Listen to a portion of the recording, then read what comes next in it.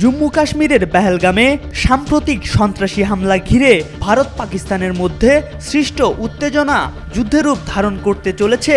ইতিমধ্যে 2 সপ্তাহ ধরে চলা হুমকি ধমকির পর এবার বাস্তবিকই পাকিস্তানের আজাদ কাশ্মীরের কয়েকটি স্থানে বড় ধরনের ক্ষেপণাস্ত্র হামলা চালিয়েছে ভারত। এ হামলার কঠিন জবাব দিতে উঠে পড়ে লেগেছে পাকিস্তানও।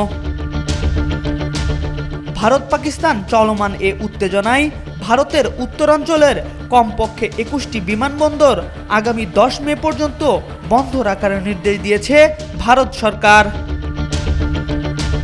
বেসামরিক বিমান চলাচল মন্ত্রণালয় সূত্রে ভারতীয় সংবাদ মাধ্যম দ্য হিন্দু পত্রিকার হাতে আসা একটি নোটিশ টু এয়ারম্যানে এটি জানানো হয়।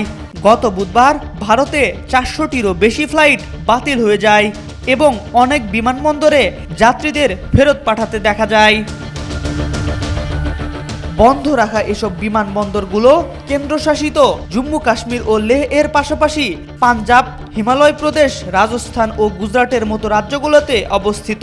ফলে পাকিস্তানের সঙ্গে সংঘাতের আবহে অভ্যন্তরীণ ফ্লাইটের বড় একটি অংশ বাতিল হয়েছে।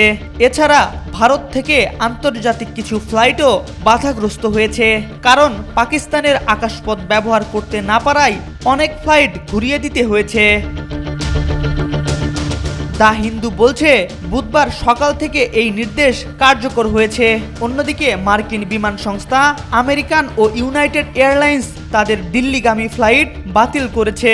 এছাড়া পশ্চিম এশিয়া ও ইউরোপ থেকে আসা কিছু ফ্লাইট বিকল্প বিমানবন্দরে অবতরণ করতে বাধ্য হয়েছে। MR আকাশ, আজকাল।